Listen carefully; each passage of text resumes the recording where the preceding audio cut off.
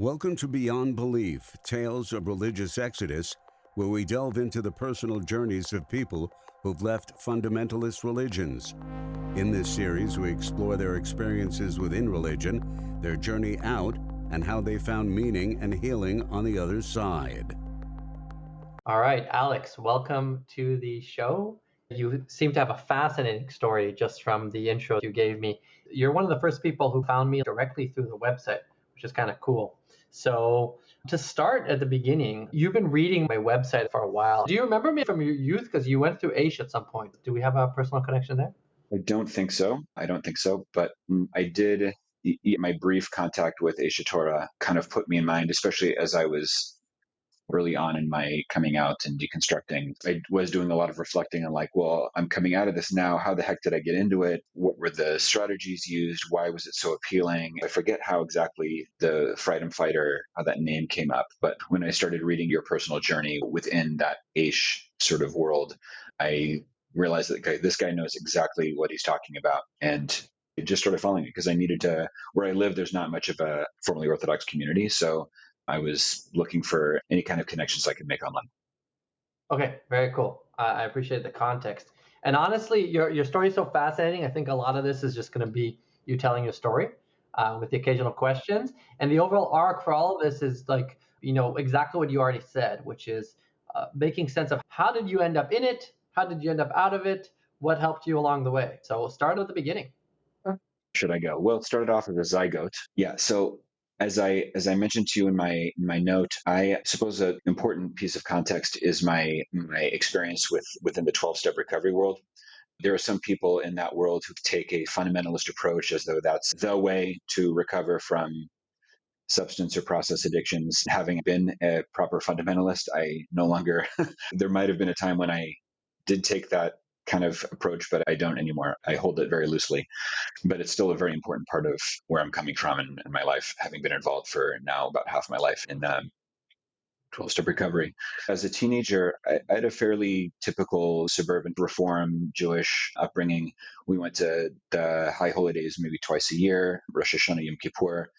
Maybe we lit candles on Hanukkah. We usually had something for Passover, some kind of Seder. Was it on the actual first night of Passover? Maybe, maybe not. My mom to light Shabbat candles maybe once a month on Friday night, that kind of thing. Generally, it was mostly culturally Jewish. It was like, my mom would have be reading some book or watching a movie and like, oh, that actor, that director, they're Jewish.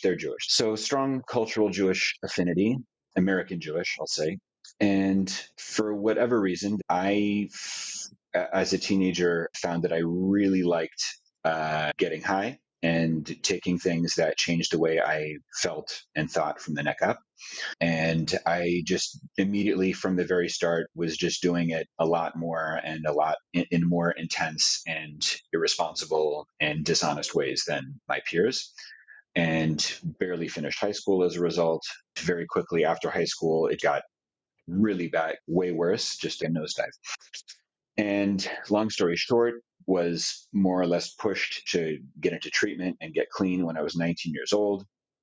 And part of that, in the state of California, they put a heavy emphasis on diversion rather than, they basically decriminalize nonviolent drug offenses. So for me, that meant part of how they dealt with me, part of diversion is going to 12-step meetings, getting a slip signed, proving meeting attendance. So I started going to meetings and I loved the sense of connection, of belonging, of other people who have suffered similarly and can describe thoughts and feelings that I thought nobody else had ever had before, that I thought I was the only one. And, didn't even realize that there was a problem with it. Just incredible perspective, a massive shift in perspective and connection with other human beings.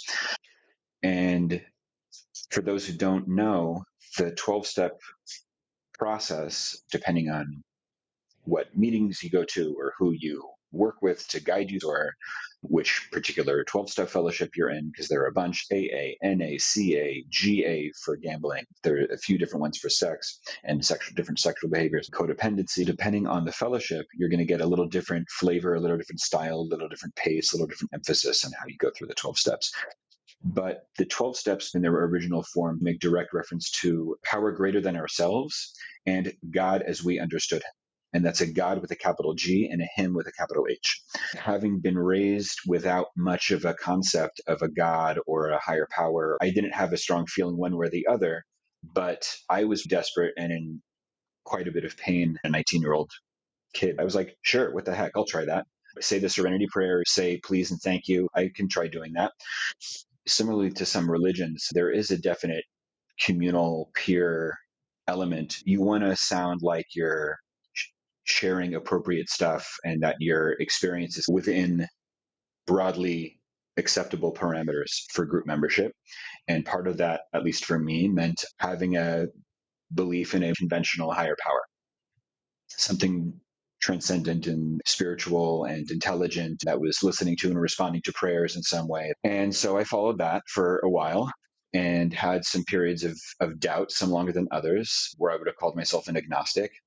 During one of those periods, I came to Israel on a birthright trip, a complimentary 10-day trip to Israel for Jews from I think US, Canada, and UK, I think. And so I did that, and still a totally secular trip. They're not pushing any kind of religious agenda, although there's usually some kind of like subtle encouragement to move to Israel, but not necessarily on explicitly religious terms.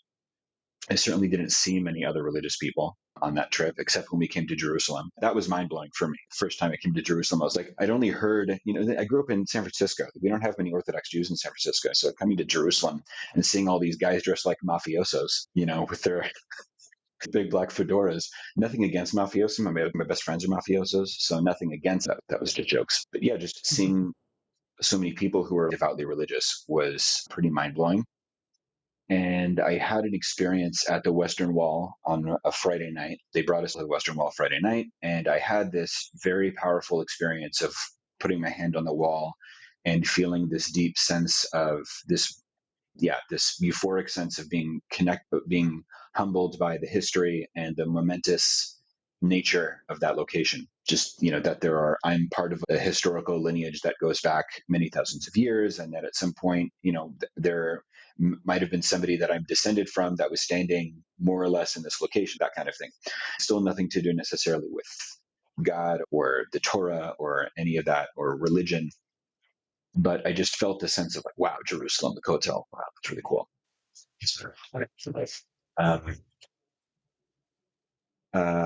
Change my plans for the weekend and break up with my non-Jewish girlfriend, none of that.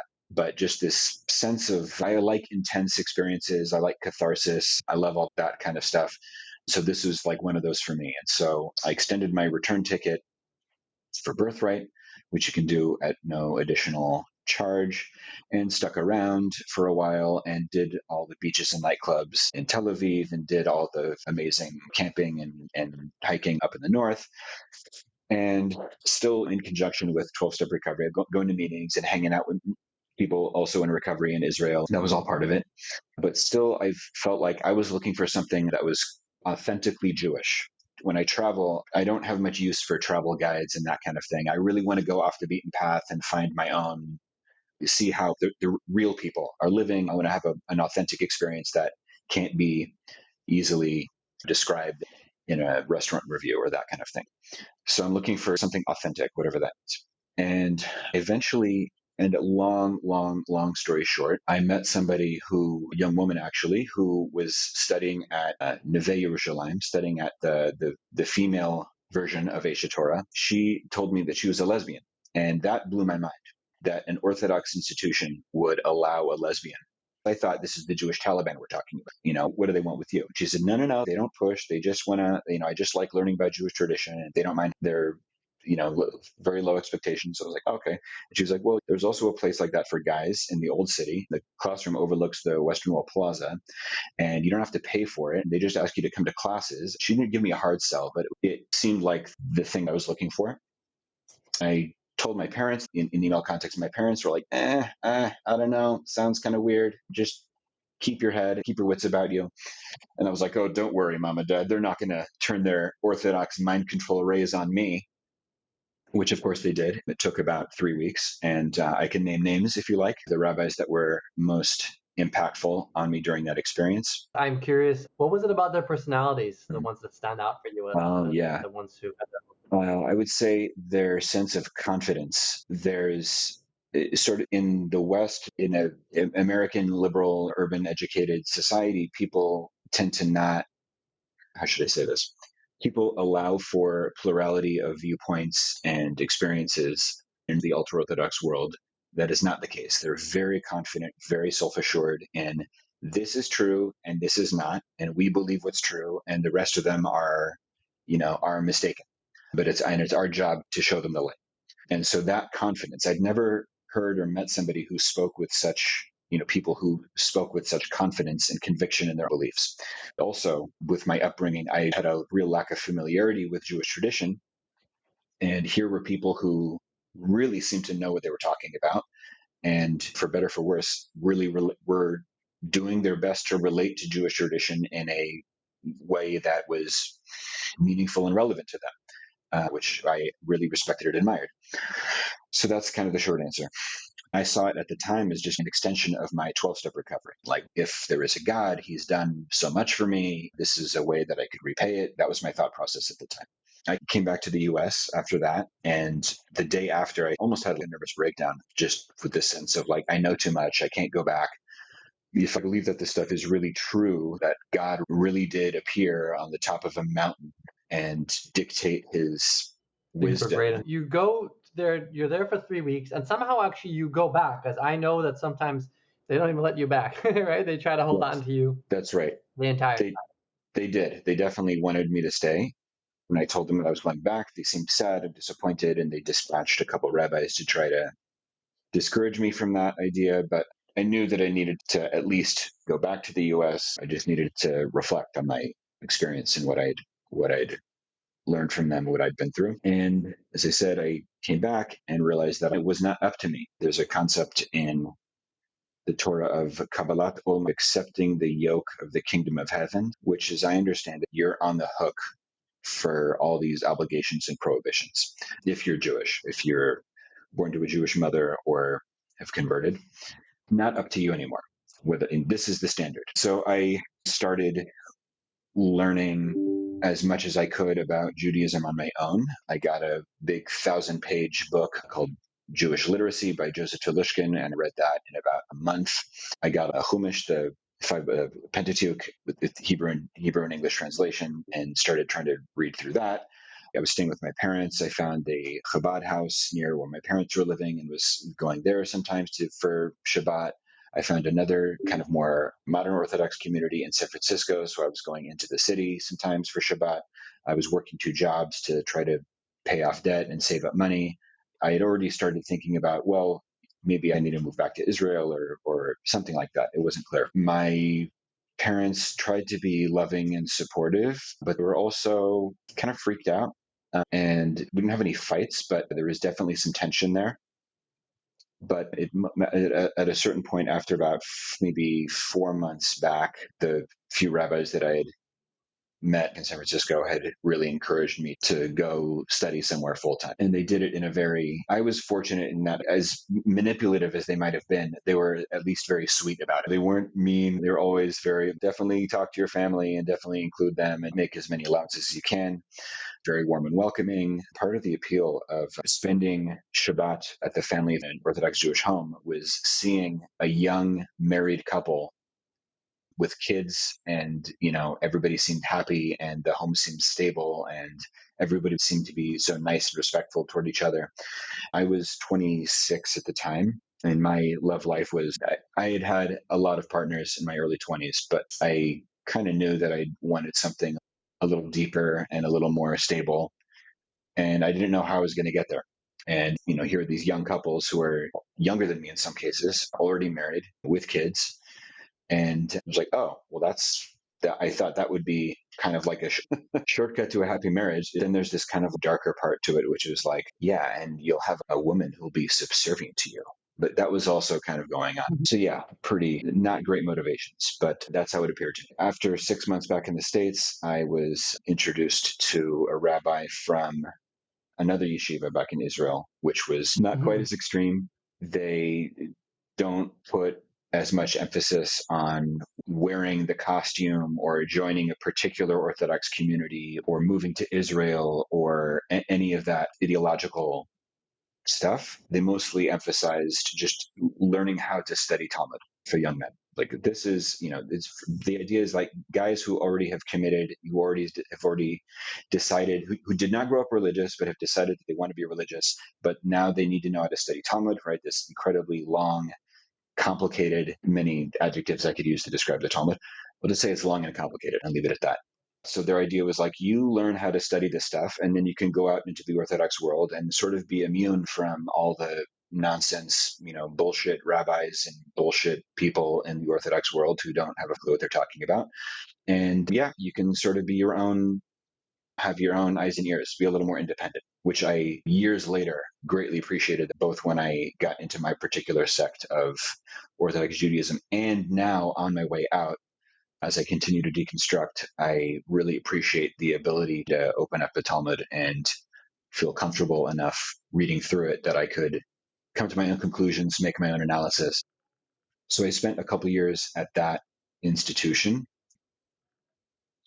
What was it called? It was called Chappelle's, actually named after a guy named named after a guy named David Chappelle, but not the comedian. I've heard that joke plenty of times.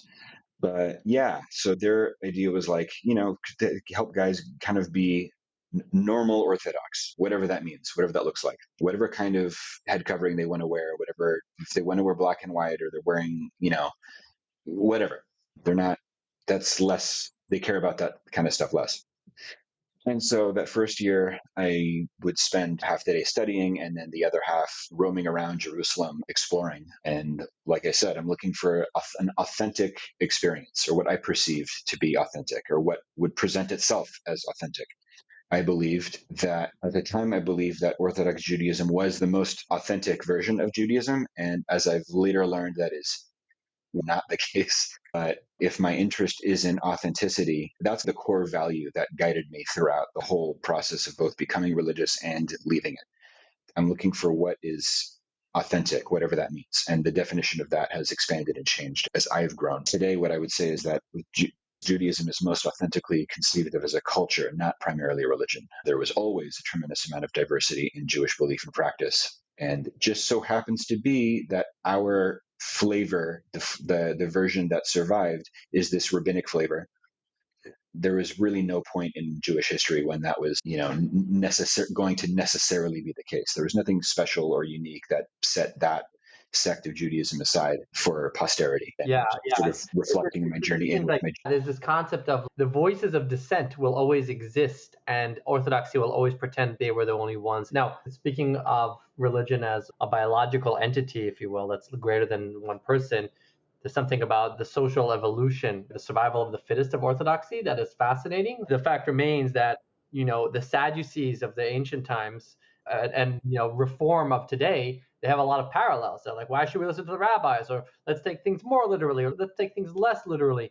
The portrayal of we have the direct access to the truth is one of the main undertones and selling points, not just for you, I would say, of Orthodox Jewry in general and Aish Torah in particular.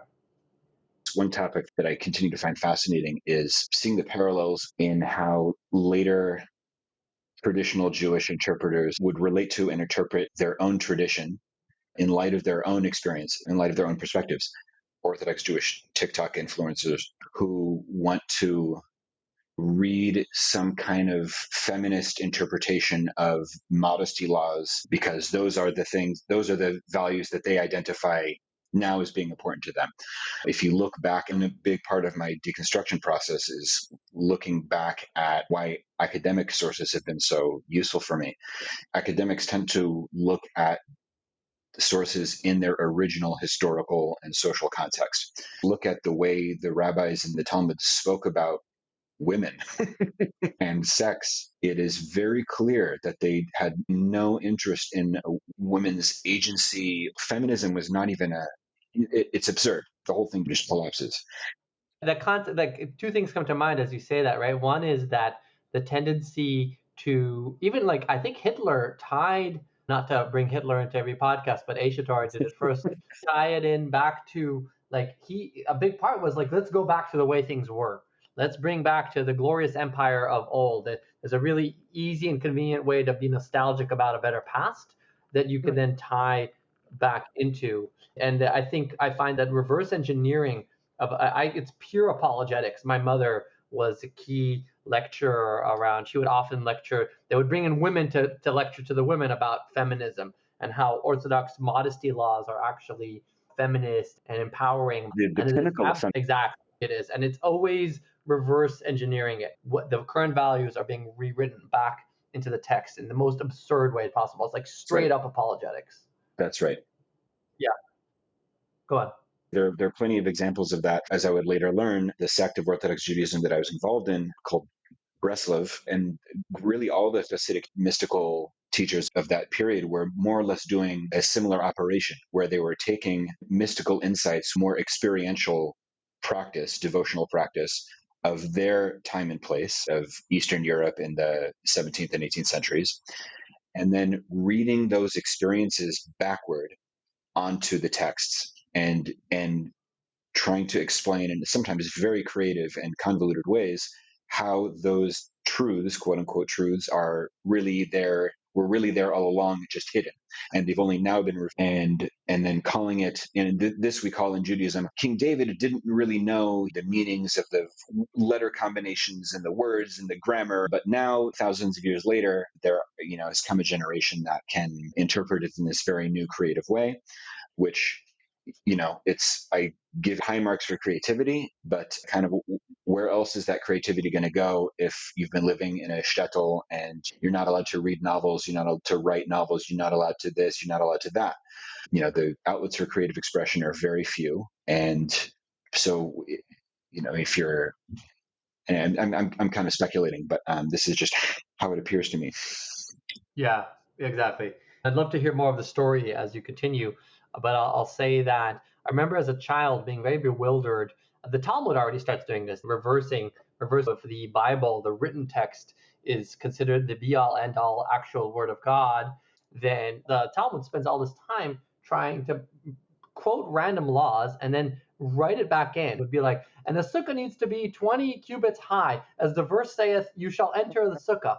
And we all know that entering requires 20, sometimes really random verses that it was so important to link up this stuff they were saying with some earlier written source. It didn't even matter how tenuous the connection. And one way that would be explained away now was like, oh, they had access to special traits of extrapolation or something like that.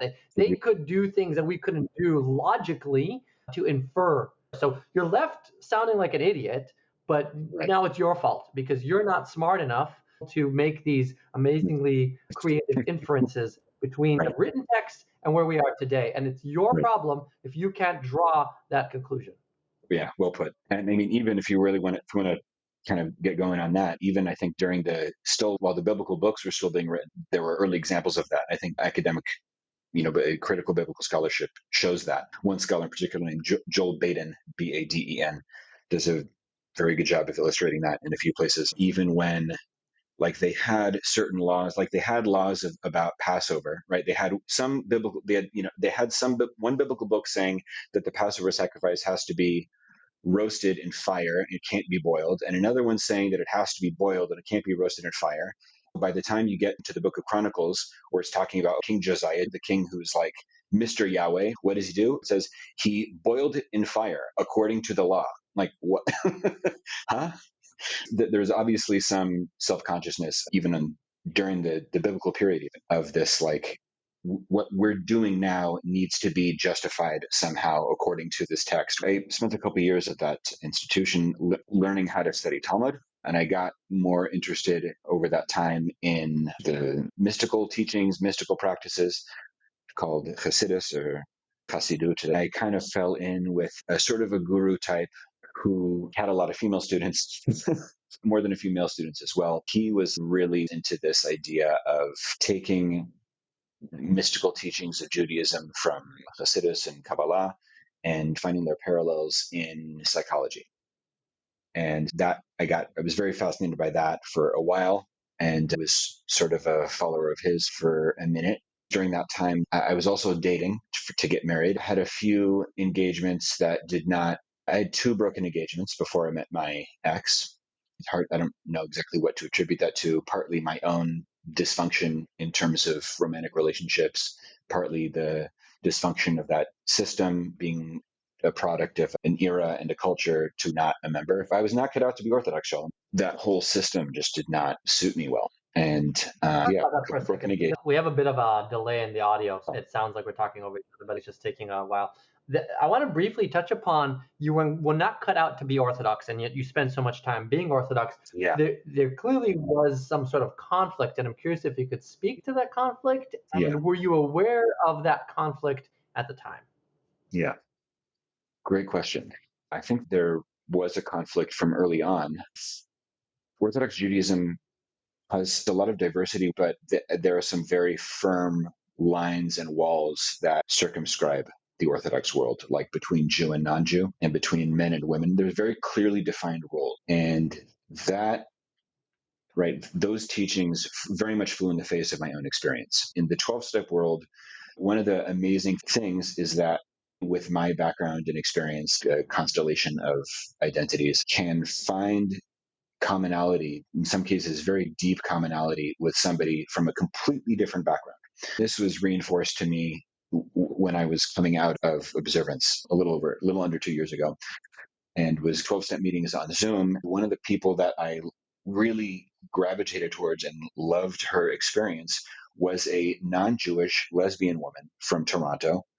Orthodox Judaism has no good answer for why that is. If my Jewish soul is so lofty and elevated, and Jews are such a different species from the rest of humanity, and all the more so, this woman who is living in a totally immoral way, how is it then that they're able to share wisdom and experience and give me strength and hope and encouragement for what I'm going through in a much more immediately practical way than almost any Orthodox Jew that I knew, and I was living in Jerusalem at the time. So that conflict, I could never square that. And that's just one example. I used to sponsor a guy back in California who is a gay black man. We've reconnected recently, and he's still one of my very good friends. We were very close friends for about 2 or 3 years. I tried to act as if I believed what my Orthodox teachers were telling me, but it just never, things like that I could never square. That's just one example. Not to mention the theological thing. We haven't even gotten into theology of it. Is God really in the business of appearing on the tops of mountains and dictating words? Like, why would he write a book and not create sculptures? It just doesn't make sense. My deeper intuitions did not resonate the core theological claims of Judaism, let alone was the universe created in 6 days and the origins of mankind and all that stuff. And probably one of the final nails in the coffin for me, as far as those conflicts goes. No, go on. Go on. Okay. One of the final nails in the coffin for me was what happened later on with my ex-spouse, who, again, not to get too much into their story, just before I'll mention, my ex is transgender and used to see him pronoun, although it was female presenting at the time that we met, dated, and got married, and only came out as trans after we'd already been separated, after we'd already been divorced about a year or two. My ex never really felt like he could connect with other Orthodox Jewish women, always related more to the men, always wanted to be doing what the men were doing. In fact, came from when he finally did come out to me as transgender, and I was still holding on to my religious observance, my Orthodox observance, when he came out as transgender and I started getting to know him as him, it was just so evident that he was happier and more at peace with himself. It eroded my faith because, again, there's really no response to that in the Orthodox world. And don't give me that crap about there's more than 2 genders in the Talmud, because those are, as far as I can tell, those are referring to anatomical categories. Gender, the whole point of gender is that it's separate from anatomy. It's not determined by anatomy, at least. And so I don't buy that there are more than 2 genders in the Talmud. Right. Yeah, it was very clear that this is something that Judaism can't really account for. And I'm not prepared to just write off my ex as being an inveterate sinner or something like that. Yeah, that makes a lot of sense. I resonate with a lot of that. For me, it was, I mean, two things jump out. For me, it was meditation. I was deeply impacted by meditation when I finally encountered it way too late in life. And Right. I was always bothered by the fact that there was seemed to be no good source in Judaism. And I actually taught lectures that apologetically tried to tie it back in, but they were extremely tenuous. And as usual, reading a whole bunch into tiny little things. And it satisfied me for a while and satisfied the other people who attended my workshops. But in retrospect, there's no real connect. If you didn't know about it, you never would. And it was one of my biggest claims against God is like, this has helped me so much. How could you deprive me of this in a book that goes on and on about all sorts of arbitrary things? Couldn't you have devoted a few verses to thou shalt meditate morning and night or something? And that would have Right. deeply helped my happiness. Aish constantly preaching happiness, meditation being the key to happiness for me, and a key, and then still getting nothing out of it. That's one thing that really jumps out at me as almost like a parallel to what you're describing. And I remember similarly the gender role stuff. And I was fairly patriarchal because I was raised that way, but I also was very jealous of the female lifestyle in Judaism. I felt like they had less responsibility. I felt like they had less things to do, and I craved that. I was overburdened by religion, and I found that women seem to be told mostly what not to do and not really told what to do. Right. And I wanted that. And I was more focusing on like the pure, not the cultural, social pressure, where there's a lot of pressure to, Right. get married and have kids. And I was more focused on like the letter of the law. What do you need to do to make God happy with you? Yeah. Well, as a woman, you have to do very little to have God be happy with you, according to the Bible. You just kind of, I don't know, cover your elbows, and that's pretty much it. And so I was very jealous Right. of the reverse, where I see people be like, I want to be like the men and get to do the men's traditions. I was overburdened with tradition, and I was very happy to do what the women were doing. Nice. Yeah, you reminded me of the last couple of years of my observance when I was still living in Israel. I had begun really felt like you were saying overburdened, and because of my Jewish ancestry is through my mother's side. My mother's side are German Jews who were among the first Jews in Europe to assimilate in the modern era. And so I would entertain the thought that maybe if I go back to my mother's mother or something like that, I'll find that really she wasn't Jewish, and maybe I'm not really Jewish, and maybe I don't have to keep any of this after all. That was kind of my hope. And I think I even asked my mom at one point, it's like, hey, can you just like double check this for me? She was like, yeah, we're Jews. Don't worry about it. I was like, damn it. Son of a bitch. Okay, that's great. Yeah. Funny that you mentioned about source in Torah for meditation. There's also, just even on its own terms, there's no source in the Torah for like how to slaughter an animal in a kosher way. Like, of all the things, what are all the laws of Shabbat? Like, why not just freaking tell me that instead of make some convoluted, well, because it's juxtaposed with the laws of this, and so that's how we know from there that, like, if it's so important, just freaking tell me how to do it instead of give me page after page after page after chapter of different sacrifices and building the tabernacle. And counting the Jews and the stations in which the Jews camped, there's endless amounts of redundancy. So it's not like every word matters. That's what always was so challenging, and I think very obvious to me at a very young age. Yeah, I started reading the Bible 40 times by the time, like 6 years old. By the time I was third grade, I had read all of the 5 books of Moses 40 times. Right. And the redundancy of it all, the sheer repetition, the entire chapters that basically said the same thing that you said a few books earlier, all of that, the words were not precious. There was no sparing of verbiage, and yet Clearly, you couldn't bother with the important things. Yeah, words are obviously not every letter is as significant as it's made out to be. So I would love to hear. So you got involved. There's that guru that you were involved with is a personal, without naming names. I'm not sure why I'm not naming names, but let's just keep it that way. I particularly despise him. There's something about him and his sassy attitude and his bit holier than thou approach, and maybe the amount of people who fawn and simper around him. I find it nauseating, and I also I have it in writing. There's a matter of time before a scandal emerges about this guy. He's got every trapping of scandal written about him. I was wondering if you had any tea on him specifically, or if it's just suspicion on your part too. So yeah, I imagine you know exact answer. Have you encountered any more specifics about illicit behavior from him? Nothing explicit, although admittedly, I got to a point in my Jewish, when I later on got into Breslov, I was very, very devoted to Rabbi Nachman, to that particular, at the expense of other rabbis. In other words, I would openly denigrate other rabbis, in some cases to their face.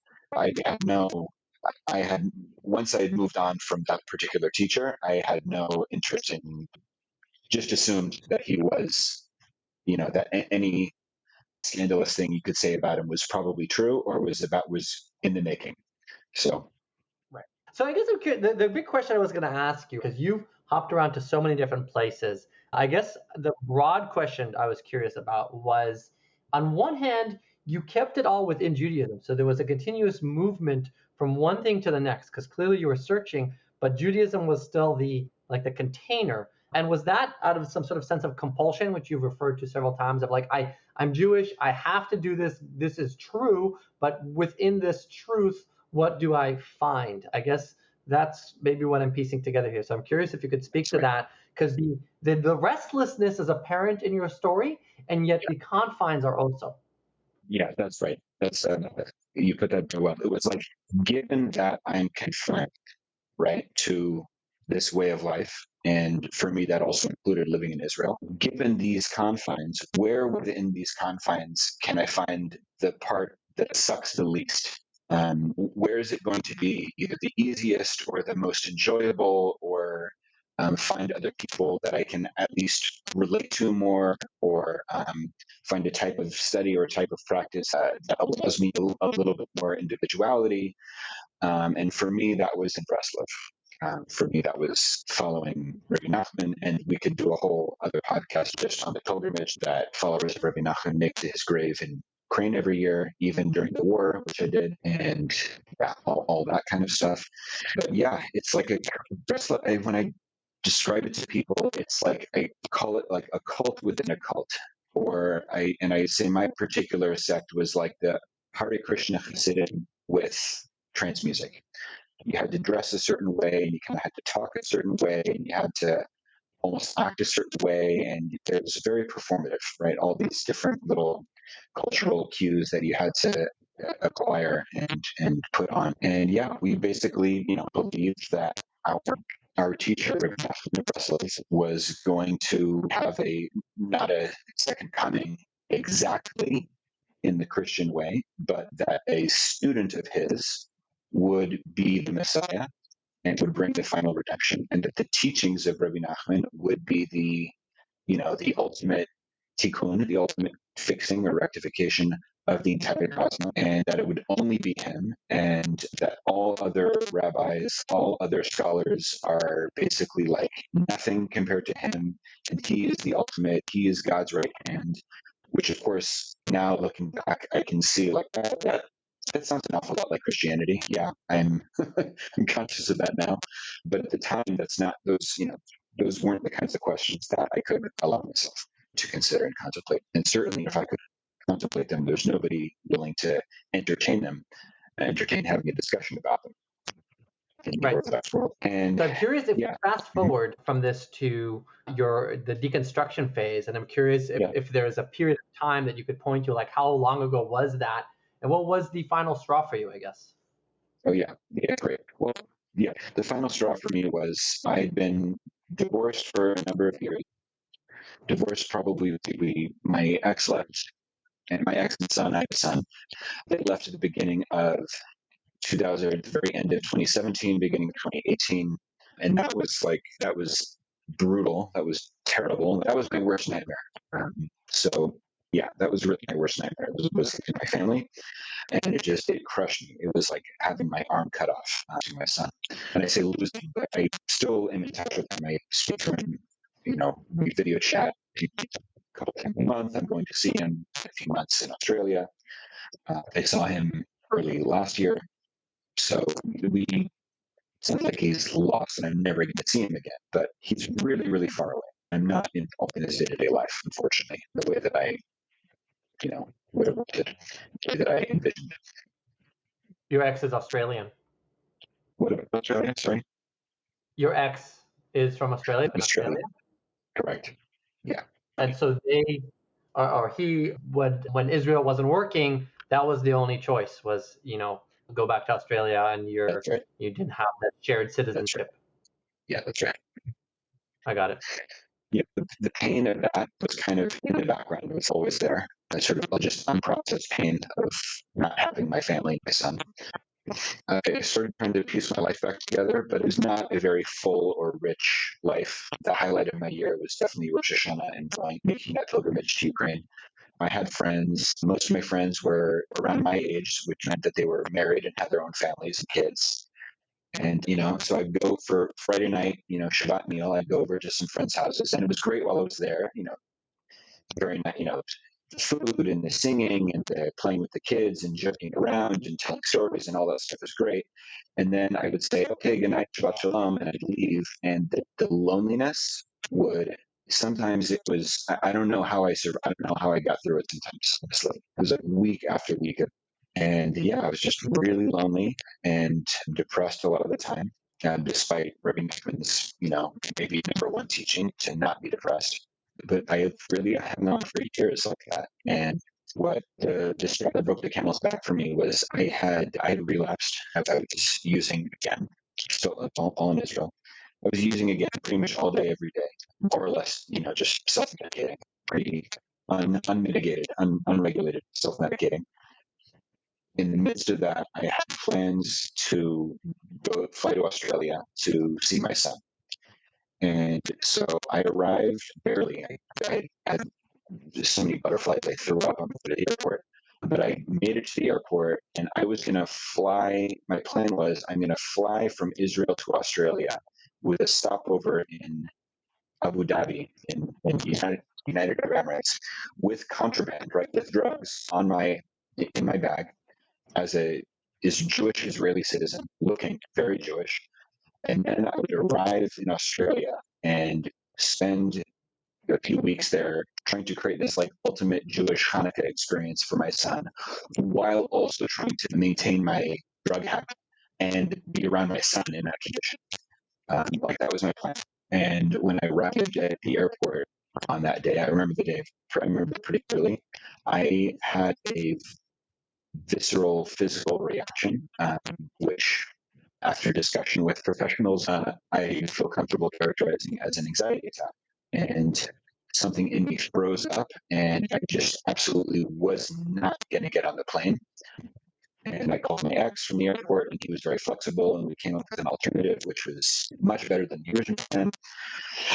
And I went home, and the first step was to get clean. And I reconnected with my sponsor, and we started going through the steps again, and I started going back to meetings. And so part of the 12 steps is an inventory, where you're writing a lot of things about yourself that don't really work anymore, or that are getting in the way of your happiness. Resentments, fears, guilt and shame, beliefs about trying to uncover beliefs and patterns. And one thing that kept coming up was just all these resentments that I had about religious practices, religious beliefs, religious books, religious people, religious communities, Israel. Just all of it was just making me sick. And I kind of realized like, I don't think this is really, I don't want to do this anymore. And then not long after that, there was something inside me that was like just physically rejecting observance. Like, I don't want to keep kosher. I don't want to keep Shabbat. I don't like, and nobody's going to make me. I can't do it anymore. Like a physical rejection. So I had some friends who were able to help me, find some alternatives to like get out of my neighborhood on Saturday. Go to Tel Aviv for the weekend. Jerusalem has a couple non-kosher restaurants. So, I met my first non-kosher food after 12 years wasn't bacon. It was corned beef and cheddar, toasted corned beef and cheddar. It was delicious. I could tell people, the meat and cheese were just made for each, and it was scary. Like these were, these practices, beliefs were like very fundamental to my identity, and now I found them repulsive, visceral resistance to them. And so that was, as I started kind of I was accepting that part of myself, but at the same time, I had this head full of dogma, head full of beliefs about, all the scary bad things that would happen to me if I, transgress that prohibition or don't keep this commandment. And it took me a little while to find some relief for brain noise, all that scary stuff. But eventually, what I found was the subreddit, the ex-Jew subreddit, and there was a counter apologetics page that had many useful links to, among other things, some academic sources.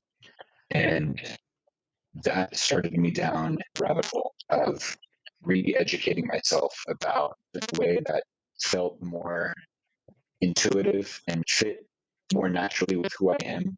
I naturally am a very curious person. I like knowing the context of the life story of a particular historical individual. I like history. I like seeing how it all fits together. The context is really important and interesting. And the Orthodox tradition seems like it's doing the opposite. It takes itself out of the context. It says, we're special, we're unique.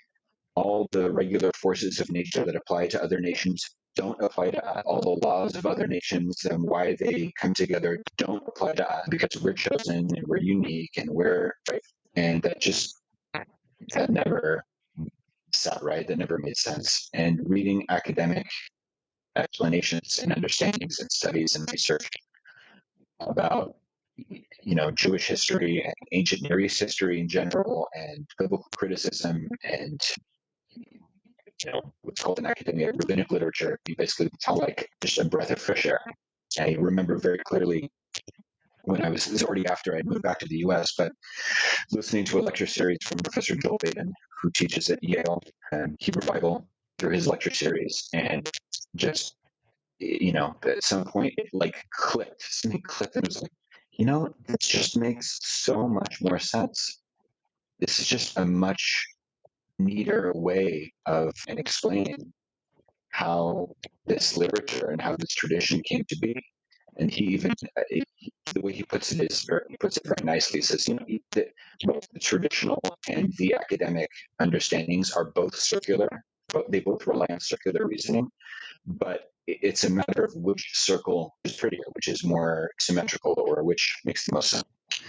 And I just find the academic and secular explanations of where our tradition comes from to make a lot more sense, and it gives me of what people are trying to do. I love it. I love it. This is great. What's that? And so what I'm hearing from you is that there was this journey where there was a visceral, almost like subconscious rejection of like, my body can't take this anymore, my emotional world, my spiritual world, if you will, can't take it. And then later on, the mind had to catch up to that, and you found the teachings that kind of released you from the shackles of the supposedly logical part. A lot of Aish's tactics, for example, really start with the mind. They're like, well, this is just the truth, and you got to deal with it. That's how they got my dad, for example. My question for you at this point is, how long ago was that fateful airport moment? And you've already mentioned some things that definitely have helped you on your journey. Do you have any other resources or things that really supported you? You've mentioned community too, right? Because the AA was so supportive, actually, in a way of helping you identify and feeling like there's still community there, and then there's the subreddit. So yeah, how long ago was this, and what has helped you continue to heal? If there's anything else since then. Yeah, great question. That day at the airport was December 2022, so I'm still fairly newly out, I would say. I'm usually always growing and changing in some way. But yeah, so that was December 2022. And what has helped me, it's been a few things. You mentioned meditation. So I do sitting meditation, not as often as I would like, but that has definitely been a big part of it. I try to sit for at least 15 or 20 minutes. Another thing that I do more frequently is sort of intense breathing. So there's a yogic practice called pranayama, and I do some breathing practices that are derived from that. Some people maybe heard of Wim Hof. So his practices are derived from pranayama breathing. And it's a type of intense breathing practice that, for me, It gives a sense of elation and also helps to quiet the mind in a similar way that meditation does, and reconnect, get back into my body, re-engage with my body, get out of my head. Uh, I become more open to my emotional world again. I feel more self-compassion for just the crazy ride that I've taken myself on, and what I might have been looking for. Help getting the hell out of the community was the big one. In fact, that should probably be number one. Just get the hell out, get away, get out of the situation. Those weekend retreats to Tel Aviv were really good for me. When I was back in the States and had a bit of income, getting into some trauma-informed therapy was really important. Talk-based therapy is perfectly good for a lot of people in situations, but for me personally, I like to talk. I can talk. I love hearing the sound of my own voice. But what I need help with is going down past the level of just thought and, right, kind of to the direct experience of the emotion itself, and allowing that and allowing myself, you got to feel it to heal it. So that's been really helpful. Also, being back in the States is finding a 12-step community that I like. There are 12-steppers who are also atheist and agnostic, or have very alternative, very unconventional concepts of a higher power, and who respect and understand where I'm coming from and don't try to push or steer me in any particular direction as far as that goes. That's been really helpful. And then also, this was the thing that I was not expecting. I got into a relationship. I just not trying at all, but through my family, actually, my cousin introduced me to her childhood friends. We did not hit it off immediately, but not long after we started going out, it was pretty clear that we were in the same place in our lives and had both been through some things and had shared goals and values. Now I've been in a relationship with my girlfriend for like 10 months, something like that. And it feels like this is the relationship that I was looking for from when I was with all those 12 years that I was Orthodox. This is the kind of person that I had hoped that I would meet. Not to say that the relationship has fixed me or cured me, but it has given me a sense of normalcy and balance. Maybe I'm not such a weirdo freak schlepping around with a scarlet letter if this nice person thinks that thinks that I'm worth sharing their life with. So those are just a few of the things. Those are the main things I'd say. Getting out of the community, meditation and breath work, trauma-informed therapy, finding a new community that's supportive, that has shared interests and values, and having an intimate relationship with somebody who has shared interests and values. That's so great. Thank you. That's a very concise and kind of ties it all together really nicely. Sure. And final question to you is, do you have anything else that you would want to add for another person, maybe in a similar situation to what you are in? If they're in the situation that I'm today? More like the broad deconstruction phase of life. And you've already given a lot of great advice and resources. So it's just a broad thing. If you would add anything else, that more of like a message, if you will. Yeah. Resist the urge to find concrete or simple answers. Coming from the fundamentalist religions, fundamentalist lifestyle, part of it relies on the existence, the proliferation of those kinds of communities relies on people looking for simplistic explanations and conclusions. And life is, in my experience, it just doesn't work that way. Things are constantly changing. Human beings are complicated. I'm complicated. Relationships are complicated. The world is complicated. A lot of subtlety and nuance, and things are constantly in flux, and every day is going to be a little different, or sometimes a lot different than the one before. And so just kind of whatever realizations one might have, good idea to kind of to hold on to them loosely, I would say. Yeah. My last question to you is more of an invitation.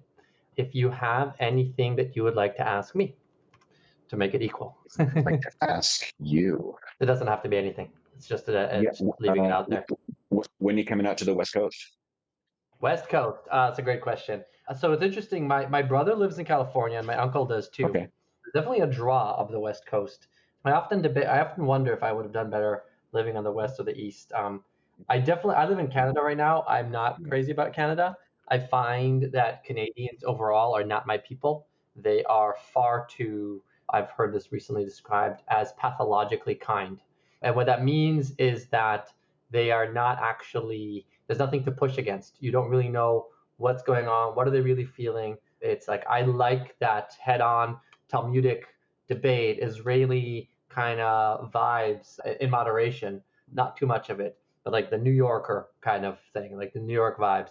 And sometimes I wonder if the West Coast is a bit too much of that flavor too. I'm sure it varies from place to place. I've considered moving to California specifically, I would say. I was looking into becoming a licensed therapist in BC. That might still happen. It's more accessible to me. But yeah, we were in California in December over the New Year's, actually visiting my uncle in Los Angeles. Definitely a great, much better weather. Parts of it really, really appeal to me. I prefer deserts. At least I like deserts a lot, so that seems to have some of that there. That's all I have to say about the West for now. Thanks. Yeah, great. Well, if you make it to I'm in the Pacific Northwest, so it's probably, I suspect it's a bit more like the way you just described Canada, and not. I'm still adjusting to it. I don't know if I ever will fully, but Are you in Seattle? I am. Yeah. In Seattle. Yeah, I definitely need to make my way out to Seattle. It might happen one day, and I'm curious about how it goes. But it's funny. Originally, my uncle Mark Spiro started out. He was all over the place, but he had a little Aishator branch in San Francisco. He was one of the many people who tried but did not succeed.